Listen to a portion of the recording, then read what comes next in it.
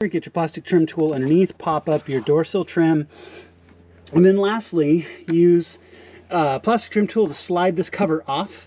And there are two 10mm plastic nuts here and here, and then this light socket will come out, and then at that point pretty much all of your carpet is loose. Now let me go around to the other side and show you a little bit more what it looks like as it's coming loose.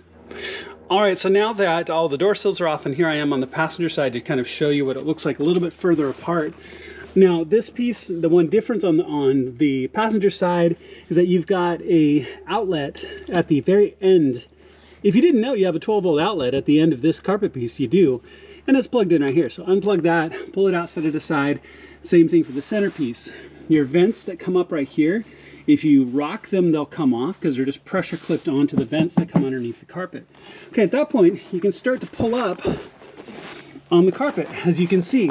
Now, what you're going to want to do is I will hook into this carpet and probably use like a bungee cord up to one of the loops and up and over the steering wheel or something similar to help hold this up and away, because we're going to be sliding our sound matting material all under here around this ducting underneath. Same thing here for the back. Let me show you from the back to be a little bit of a better view.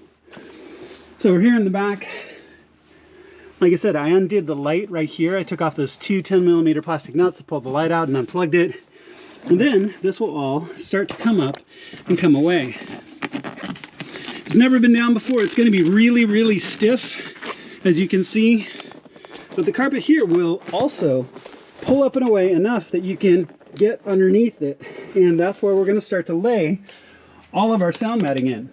I use bungee cords to secure the carpet, kind of bend it up in a way where I can work on it, and then we're going to lay material in through the footwells, front seat, back seat, and across underneath where the back seat goes. Okay?